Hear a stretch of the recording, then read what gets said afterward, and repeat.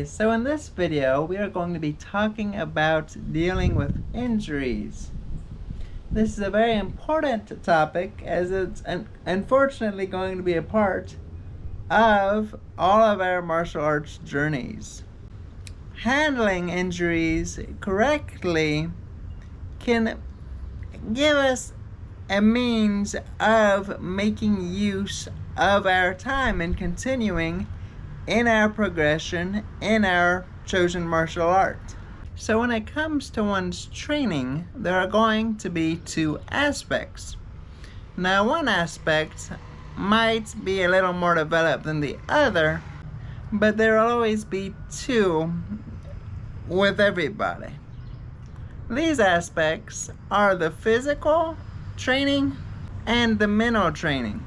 Now, when I say one might be more developed than the other, what I mean is that with our mental training, potentially, we could just be like watching someone else roll or practice in a chosen martial art. That could be the extent of our exposure to the mental part of training. We might not be looking at any other sources or anything else. It might just strictly be that.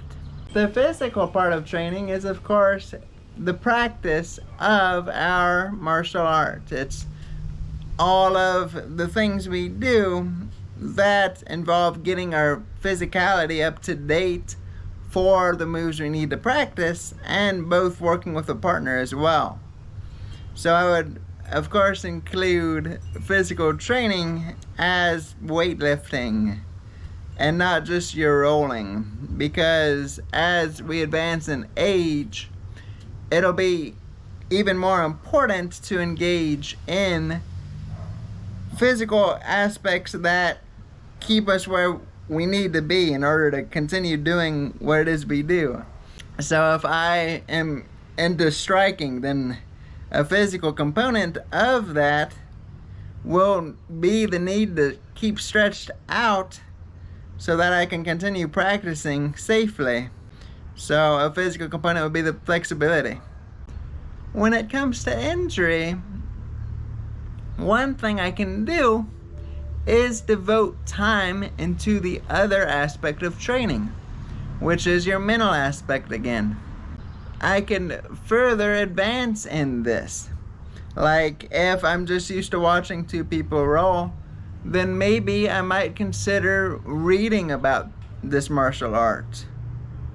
Or watching technique videos would be another example.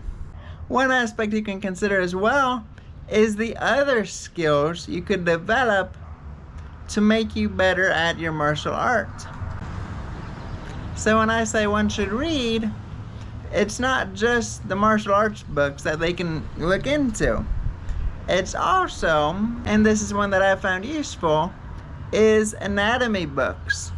Because anatomy books can give you an idea of why, for instance, for Brazilian Jiu-Jitsu, your submission holds or your positions are effective and why they work the way they do. It can also provide you with tips to maybe improve your positions. If I know how to put my hand a certain way, then maybe I can provide more force that would allow me to better pressure my partner or my opponent or what have you. This could open up a door for to be a foundational skill. And when we find one thing like that, then it applies to many other things. So these little tidbits of information really build upon each other. And lastly, when I study my anatomy books, it also can allow me to become a better teacher for these techniques, and ultimately it'll make me more useful to a team. If I'm able to teach more effectively, then I can help less experienced students advance faster, and this will have huge benefits for making a team functional. Now, my next little piece of advice for dealing with injuries is to practice visualization. And for this section, I have a quote I would like to provide. So this quote comes from John Danaher's diaries, and it's from volume 1 of this series. And it reads that you must always seek to actively observe jiu-jitsu. That is, to see yourself as one of the combatants and actively anticipating in the action. Asking yourself what you would be doing in those situations, second by second. In this way, you begin to train your mind in jiu-jitsu in the same way you train your body every day. This is an awesome quote that gives us a basis of how to watch matches and how to watch goings on in jiu-jitsu. So instead of just being a complete bystander and observing things without a goal in mind, I can think about what I would be doing in a given situation. This quote also gives you a good framework of how to watch matches when you are injured, because at this point I couldn't train my body as I have an injury, but by visualization I can think about what I would be doing when I am back and able to engage in that physical aspect of training again.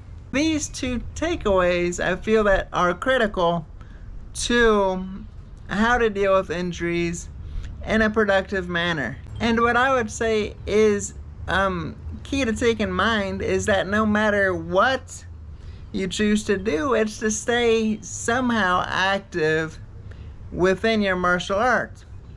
If it's just going to class and taking notes on what's happening on the different positions, then that would be a way to go about it. But the thing that you shouldn't do is disengage from the martial art entirely, as that'll